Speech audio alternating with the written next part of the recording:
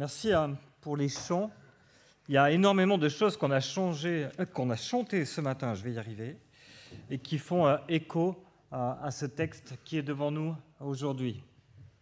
Dans les dernières semaines, on a vu un resserrement du ministère de Jésus autour de ses disciples et aussi autour de son Père. Il sait que la fin de son ministère terrestre est bientôt là et il se dirige volontairement vers la croix. Il a rassemblé ses disciples, il a pris un temps pour les enseigner, les encourager, pour les aider à vivre ce qui allait se passer. Il les a avertis de ne pas s'égarer, il leur a rappelé sa fidélité. Et puis il a pris un temps pour prier son Père. Il a prié pour eux et il a prié pour nous.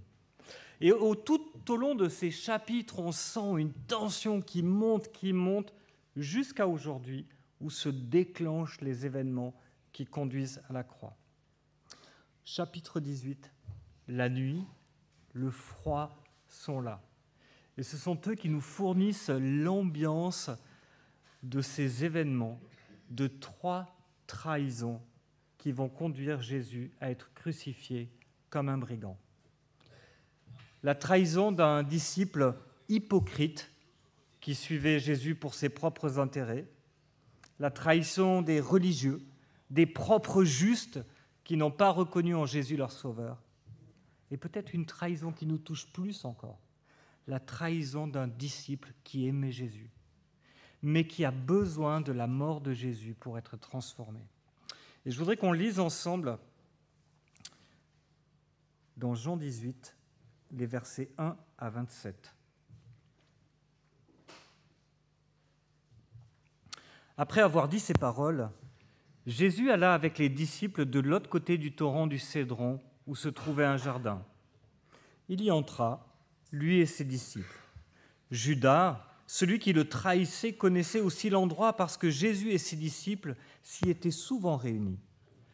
Judas prit donc la troupe de soldats romains ainsi que les gardes envoyés par les chefs des prêtres et les pharisiens, et il s'y rendit avec des lanternes, des torches et des armes. Jésus, qui savait tout ce qui devait arriver, s'avança alors et leur dit : « Qui cherchez-vous » Ils lui répondirent : « Jésus de Nazareth. » Jésus leur dit : « C'est moi. » Judas, celui qui le trahissait, était avec eux. Lorsque Jésus leur dit « C'est moi », ils reculèrent et tombèrent par terre. Il leur demanda de nouveau : « Qui cherchez-vous » Ils dirent : « Jésus de Nazareth. » Jésus leur répondit : « Je vous ai dit que c'est moi. Si donc c'est moi que vous cherchez, laissez partir ceux-ci. » Il dit cela afin que s'accomplisse la parole qu'il avait prononcée : « Je n'ai perdu aucun de ceux que tu m'as donnés. » Alors Simon-Pierre, qui avait une épée, la tira, frappa le serviteur du grand prêtre et lui coupa l'oreille droite. Ce serviteur s'appelait Malchus. Jésus dit à Pierre : « Remets ton épée dans ton fourreau. Ne boirai-je pas la coupe que le Père m'a donnée à boire ?» La troupe, le commandant et les gardes juifs s'emparèrent alors de Jésus et l'attachèrent. Ils l'amenèrent d'abord chez Anne, car il était le beau-père de Caïphe, qui était le grand prêtre cette année-là. Or Caïphe était celui qui avait donné ce conseil aux Juifs : il vaut mieux qu'un seul homme meure pour le peuple. Simon-Pierre et un autre disciple suivaient Jésus. Ce disciple était connu du grand prêtre et il entra avec Jésus dans la cour de la maison du grand prêtre, tandis que Pierre restait dehors près de la porte. Alors l'autre disciple, qui était connu du grand prêtre, sortit, parla à la femme qui gardait la porte et fit entrer Pierre. La servante qui gardait la porte dit à Pierre : « Ne fais-tu pas partie, toi aussi, des disciples de cet homme ?» Il répliqua : « Je n'en fais pas partie. » Les disciples et les gardes qui étaient là avaient allumé un feu de braise pour se réchauffer car il faisait froid. Pierre se tenait avec eux et se chauffait aussi. Le grand prêtre interrogea Jésus sur ses disciples et sur son enseignement. Jésus lui répondit : « J'ai parlé ouvertement à tout le monde. J'ai toujours enseigné dans les synagogues et dans le temple où les Juifs se réunissent constamment, et je n'ai rien dit en secret. Pourquoi m'interroges-tu ? Interroge ceux qui m'ont entendu sur ce que je leur ai dit. Ils savent ce que j'ai dit. » À ces mots, un des gardes qui se trouvait là donna une gifle à Jésus en disant : « C'est ainsi que tu réponds au grand prêtre ?» Jésus lui dit : « Si j'ai mal parlé, explique-moi ce que j'ai dit de mal. Et si j'ai bien parlé, pourquoi me frappes-tu » Alors Anne envoya Caïphe Anne l'envoya attacher à Caïphe, le grand prêtre. Simon était là et se chauffait. On lui dit, « Ne fais-tu pas partie, toi aussi, de ses disciples ?» Il le nia et dit, « Je n'en fais pas partie. » Un des serviteurs du grand prêtre, un parent de celui à qui Pierre avait coupé l'oreille, dit, « Ne t'ai-je pas vu avec lui dans le jardin ?» Pierre le nia de nouveau. Et aussitôt, un coq chanta. 3 trahisons et quelque chose qui les traverse, Jésus sait. Dans la nuit de ces événements, il est le seul qui n'est pas surpris, qui n'est pas pris au dépourvu. C'est son heure, il est venu pour cela. Jésus est en train d'accomplir le plan de Dieu malgré l'infidélité qui l'entoure. Regardons premièrement la trahison du disciple hypocrite. En fait, cette grande section que nous avons parcourue ces dernières semaines commence au chapitre 13.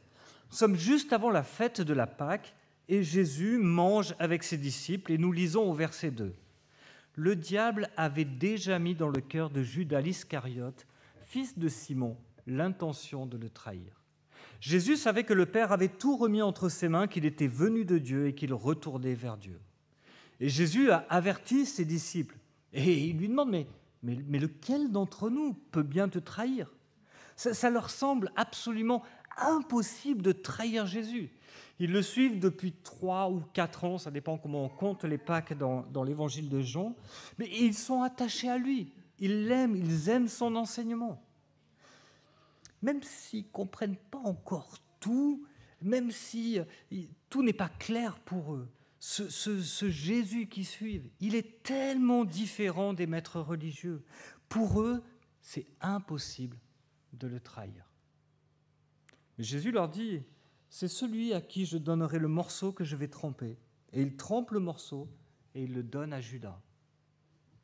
Et à cet instant, Satan entra à lui et Jésus lui dit, ce que tu as à faire, fais-le rapidement. Aucun de ceux qui étaient à table ne comprend ce qui se passe. Et voici donc le contexte de cette première trahison. Judas a suivi Jésus pendant son ministère. Il l'a vu prendre soin des pauvres, il l'a vu guérir des malades, il a entendu son enseignement, il a vu sa proximité avec Dieu. Mais son cœur, plutôt que d'être brisé, s'est endurci. Et lors de ce repas, Jésus fait un dernier acte d'amour envers lui. En fait, Jésus se comporte comme l'hôte qui reçoit.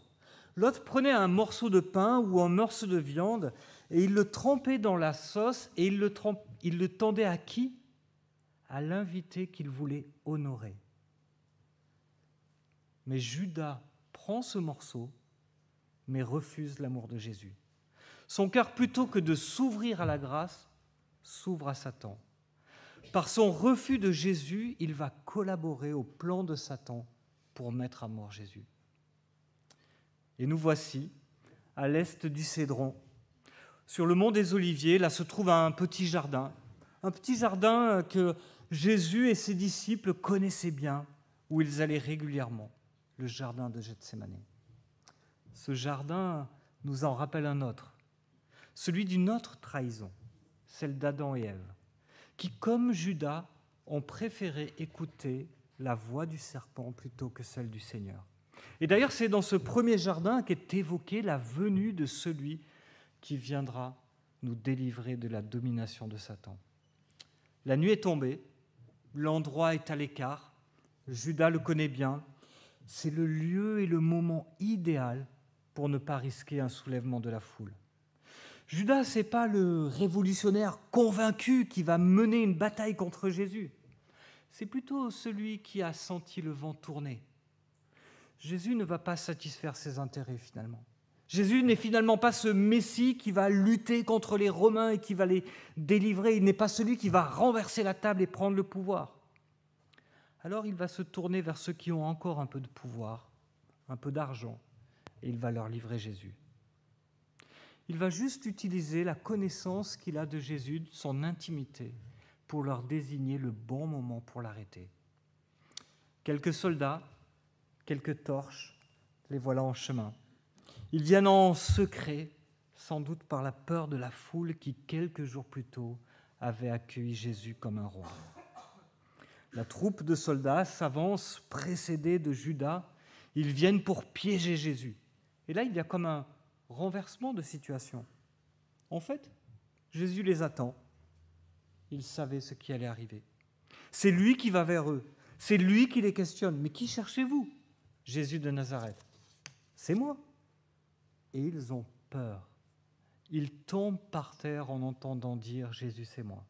Cette formule « c'est moi », en fait, littéralement « je suis », résonne avec tant d'affirmations de Dieu dans l'enseignement. « Je suis ». Et loin de reculer sur les affirmations qui ont mis hors de les religieux, Jésus, avec cette formule, se présente une nouvelle fois comme Dieu venu sur terre. Et Jésus insiste. Qui cherchez-vous ? Jésus de Nazareth. C'est moi. Je vous ai dit que c'est moi. Jésus n'est pas passif face à son destin. Comme, vous savez, quelque chose qu'il connaîtrait, mais auquel il ne pourrait pas échapper. Non, il est pleinement maître de son destin. Il a choisi d'être là. Il est pleinement résolu. Il avance vers la croix. Il le fait pour nous. Regardez comment il protège ses disciples. Si c'est moi que vous cherchez, laissez partir ceux-ci. Et Jean nous dit pourquoi il dit cela. Afin que s'accomplisse cette parole qu'il avait prononcée devant Dieu le Père, qu'il avait prié à Dieu le Père. Je n'ai perdu aucun de ce que tu m'as donné. Et c'est peut-être un des plus grands encouragements de ce chapitre. Judas n'a pas subitement changé de camp. Judas a suivi Jésus toutes ces années, mais il n'était pas un anonyme parmi les disciples de Jésus. Il était le trésorier. Plus fort encore, comme tous les disciples, il a été envoyé. Il a très vraisemblablement guéri des gens. Il a très vraisemblablement chassé des démons. Mais s'il a pu vendre Jésus, c'est parce que son cœur n'a jamais été à Jésus. Il n'a jamais été un vrai disciple de Jésus, un de ceux que Dieu a confiés à Jésus. Notre salut n'est pas dans nos mains.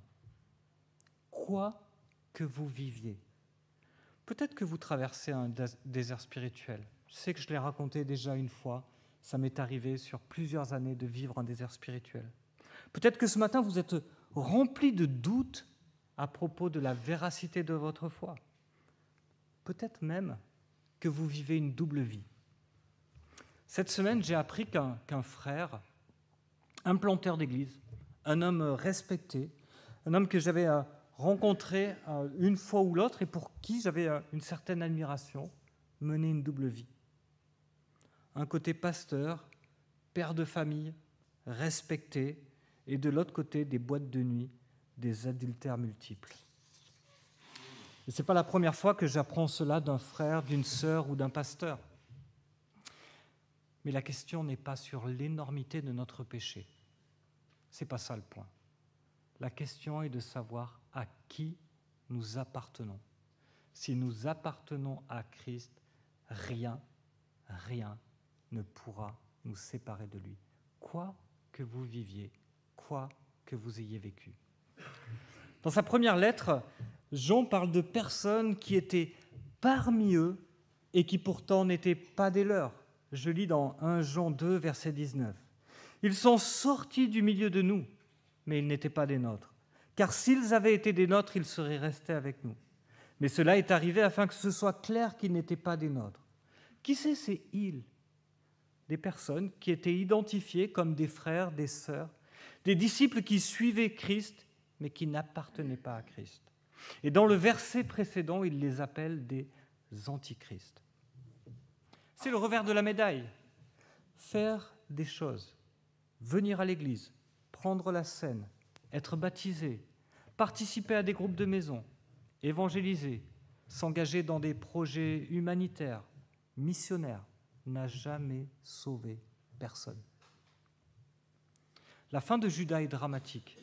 De désespoir, il va se pendre. Et nous y voyons là une différence fondamentale entre la repentance et les remords. Les remords de Judas sont tournés vers lui-même, vers l'échec de sa vie. La repentance est tournée vers Dieu. Dans le sens où, comme pour les remords, elle reconnaît que Jésus est allé résolument vers la croix. Notre trahison ne l'a pas empêché de mourir pour nous et payer le prix que nous ne pouvons payer. C'est dur à accepter, c'est dur de se le dire, mais rien en nous ne participe en aucune façon à notre salut. Et ça, c'est le problème des religieux, la trahison des religieux.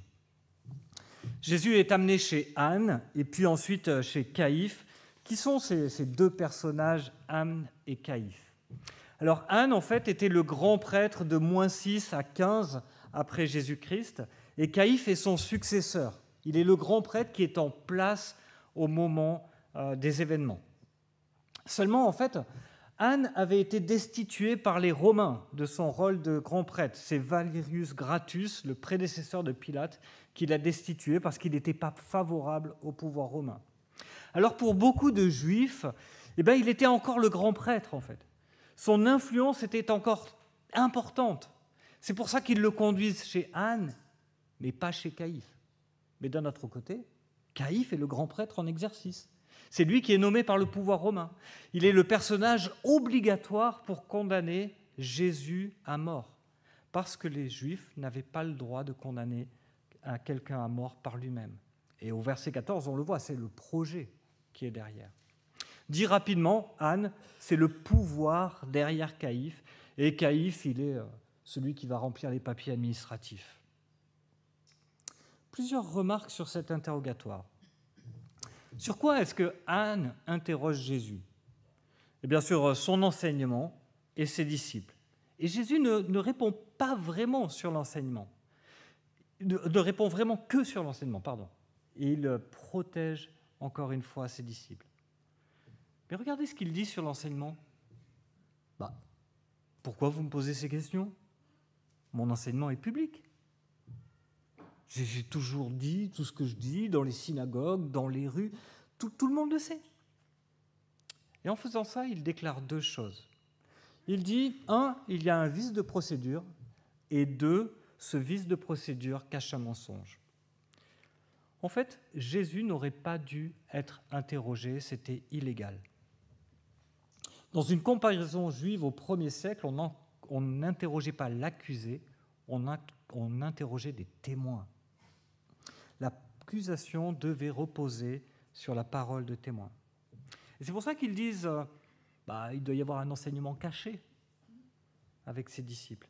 Et en fait, en suggérant que l'enseignement de Jésus est caché, ils disent le public ne peut pas savoir. Et donc, on a besoin de l'interroger. Mais qu'est-ce que ça veut dire? Qu'ils n'ont rien. Ils n'ont rien contre Jésus. Ils sont juste en train d'aller à la pêche. Ils sont juste en train d'essayer de trouver quelque chose pour légitimer le fait qu'ils veulent le faire mourir. Leur problème avec Jésus, il n'est pas politique, comme ils vont le prétendre plus tard. Il est théologique. Il affirme être Dieu. Mais quand il le livre à Rome, il le livre comme un prisonnier politique. Et quand Jésus leur dit « mais tout est public, en fait. Vous n'avez qu'à suivre la voie normale. Vous n'avez qu'à demander plutôt que de me faire venir de nuit caché. » Et ils se sentent dévoilés. Un garde gifle Jésus. « C'est ainsi que tu parles au grand prêtre? Qu'ai-je dit de mal? Si j'ai rien dit de mal, pourquoi me frappes-tu » Jésus réclame un procès équitable, juste, alors que ses adversaires viennent se démasquer, incapables de triompher par des moyens justes. Il s'appuie sur le mensonge. Il le renvoie sans plus d'explication à Caïphe pour qu'il le livre aux Romains. C'est la trahison des religieux. Ceux qui auraient dû encourager le peuple à se tourner vers Dieu et donc vers Jésus vont le condamner à mort. Dieu fait homme venu jusqu'à eux. Ceux qui étudiaient, ceux qui enseignaient la loi au peuple ne se l'appliquent pas eux-mêmes. Ils la détournent au profit de leurs propres intérêts. Garder le pouvoir, le peu de contrôle que Rome leur laisse encore. Et c'est l'occasion de rappeler que si nous avons dit que les œuvres ne sauvent pas, la loi non plus en fait. Nous ne pouvons pas obéir la loi, aussi forts soyons-nous. Les religieux étaient forts, ils connaissaient la loi, ils étaient durs, mais ils n'arrivaient pas à se soumettre à cette loi. Nous pouvons peut-être, comme eux, gagner le respect de ceux qui nous entourent par une obéissance superficielle. Mais comme les religieux de l'époque, nous trahirons le seul commandement qui compte vraiment. Aime Dieu de tout ton cœur, de tout ton être et de toute ton âme. Et lorsque nous brisons ce commandement, nous brisons tous les autres. Tous les autres commandements ne dépendent que de lui seul. Aime ton Dieu de tout ton cœur, de toute ton âme. Par exemple, aimer notre prochain. Lorsque l'amour de Dieu n'est pas à la source de notre amour pour les autres, eh bien nous les aimons pour ce qu'ils sont. Nous aimons leurs qualités, nous avons de la peine pour leurs faiblesses, nous les évaluons. Mais si nous les aimons parce que Dieu les aime, notre relation change. Et c'est pour ça que la Bible parle toujours d'un amour particulier pour les frères et sœurs. Pourquoi est-ce que nous les aimons ? Est-ce que c'est parce qu'ils sont meilleurs, plus beaux, plus gentils que les autres ? Non, mais parce que Jésus les aime, qu'il a donné sa vie pour eux. Il les a choisis. Il les a régénérés par son esprit. Il en a fait ses frères, ses sœurs, ses co-héritiers, les enfants du Dieu vivant. Et quand on se retourne, qu'on se regarde dans cette salle, pourquoi est-ce que j'aime mon prochain ? Pourquoi est-ce que j'aime ce frère, cette sœur ? Je l'aime parce que Christ l'aime et a donné sa vie. Je l'aime parce qu'il est la chose la plus précieuse aux yeux de Dieu. Jean dira dans sa première épître, « Si quelqu'un dit « j'aime Dieu » alors qu'il déteste son frère, c'est un menteur. Il n'aime pas Dieu. » Pourquoi les religieux ont trahi Jésus ? Parce qu'ils n'aiment pas le peuple de Dieu. Ils aiment leur pouvoir. Vous pouvez lire Jean 10. Malgré toutes les belles apparences, en fait, ils n'aiment pas Dieu.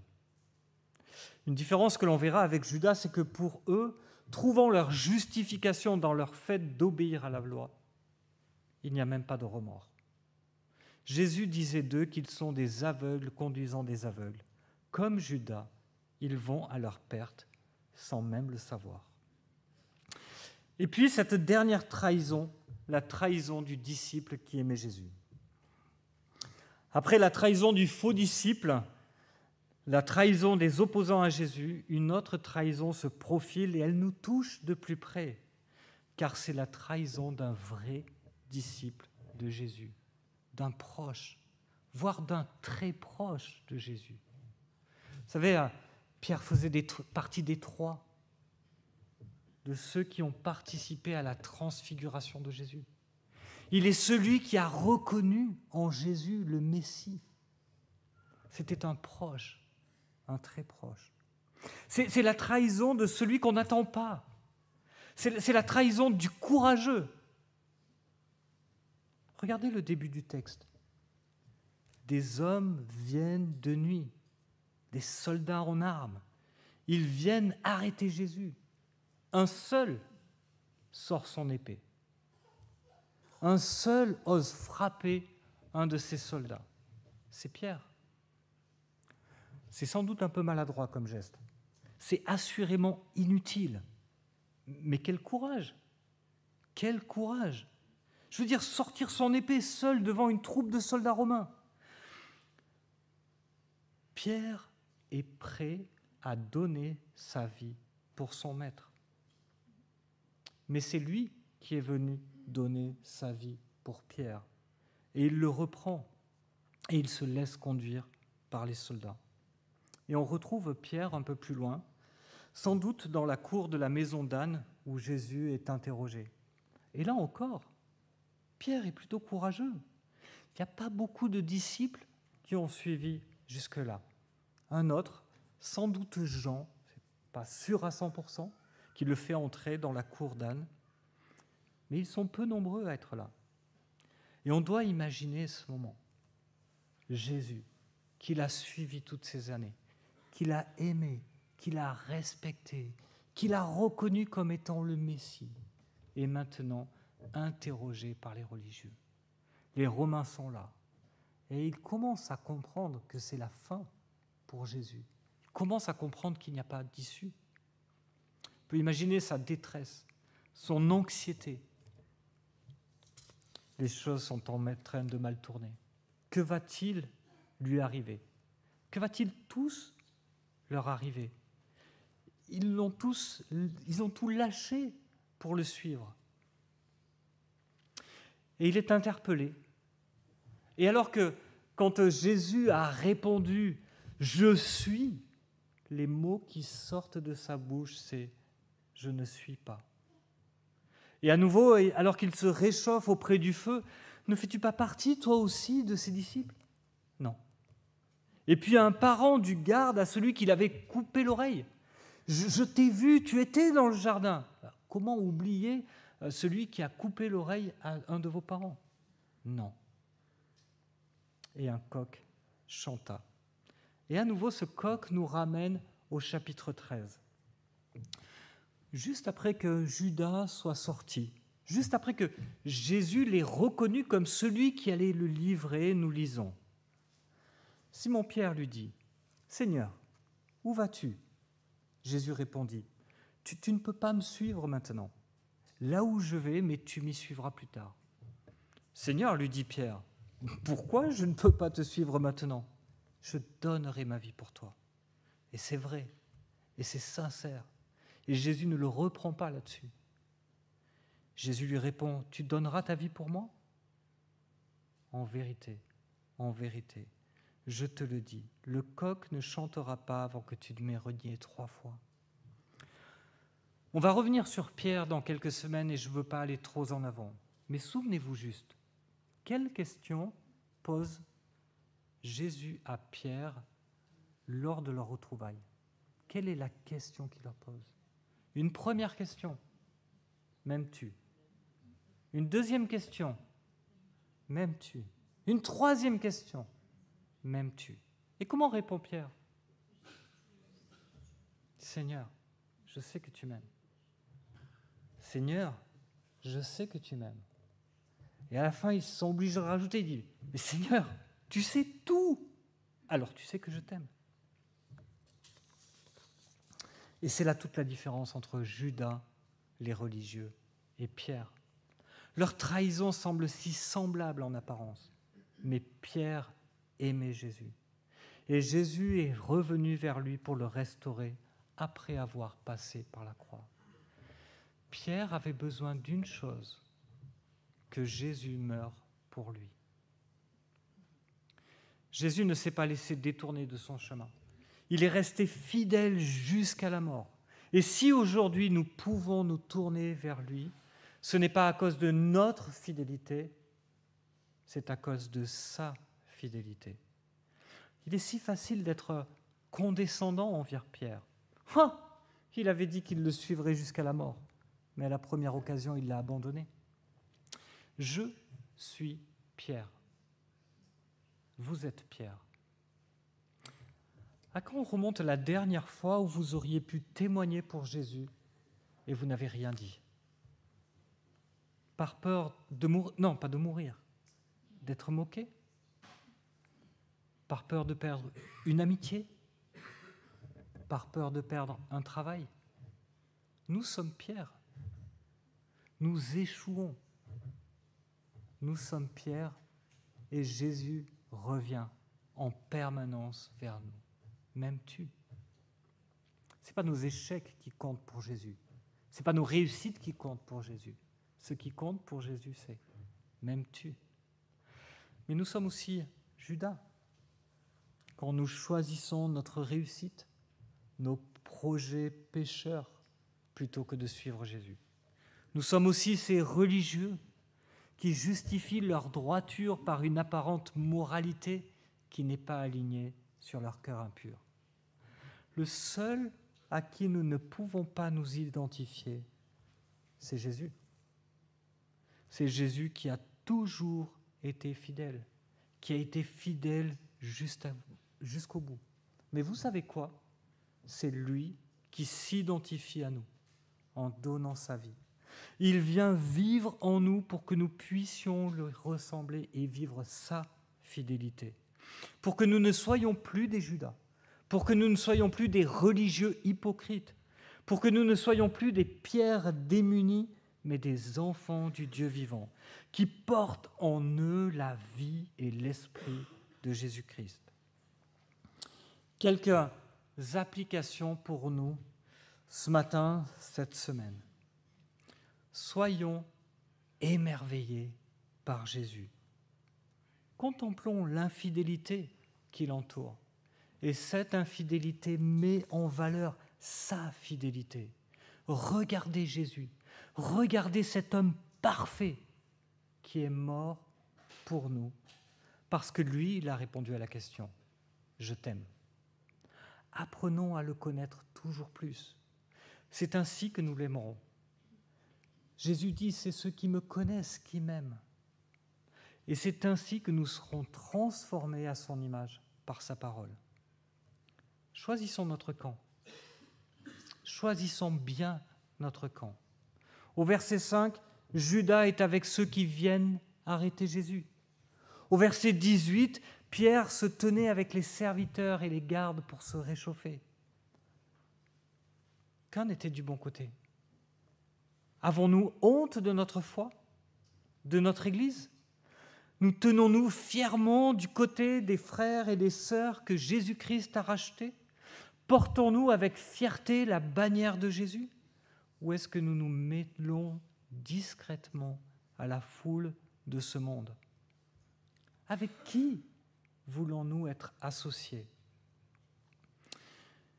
Et puis, finalement, dans ce texte, il y a aussi une invitation à voir nos échecs, à voir notre incapacité à nous sauver.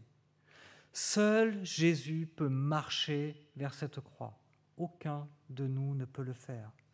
Jésus, notre Jésus est unique. Il n'y a personne comme lui. Il est notre héros, il est notre roi davidique qui a remporté la victoire contre Goliath. Il nous a arrachés des mains de Satan et nous pouvons crier victoire à sa suite. Pas par prétention, mais par reconnaissance de ce Sauveur qui nous a aimés au point de mourir à notre place. Nous avons chanté et un jour nous chanterons. Digne est l'agneau qui a été immolé de recevoir puissance, richesse, sagesse, force, honneur, gloire, bénédiction. Mais aujourd'hui, ce que nous voulons chanter, c'est « Il me gardera ». Je n'ai perdu aucun de ceux que tu m'as donnés. Je n'ai perdu aucun de ceux que tu m'as donnés. C'est notre assurance ce matin. Rien ne pourra nous arracher de ce main.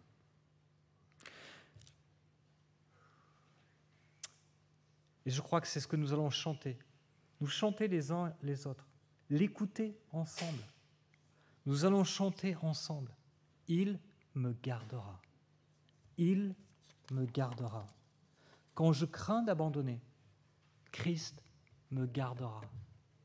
Quand Satan vient me troubler, il me gardera. Sur ce chemin sans son aide, je ne tiendrai pas. Mon amour, m'aimes-tu? Mon amour est souvent tiède, mais il me gardera. Il me gardera. Il vous gardera. Il nous gardera. Je vous propose qu'on puisse prendre ce chant ensemble.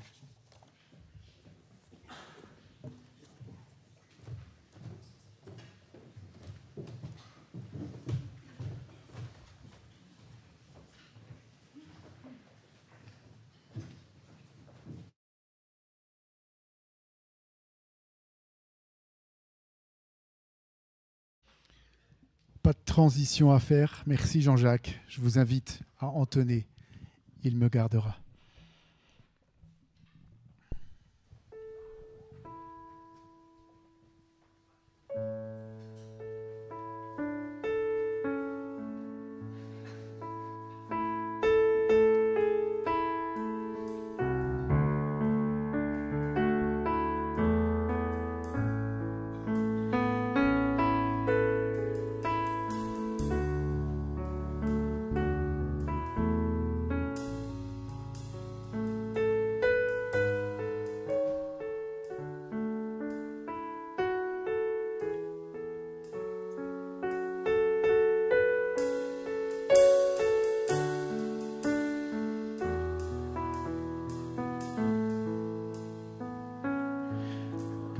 Je crains d'abandonner, Christ me gardera. Quand Satan vient me tenter, il me gardera. Sur ce chemin sans son aide, je ne tiendrai pas. Mon amour est souvent tiède, il me gardera. Il me gardera, il me gardera, car mon sauveur m'aime tant, il me gardera. Les rachetés font sa joie,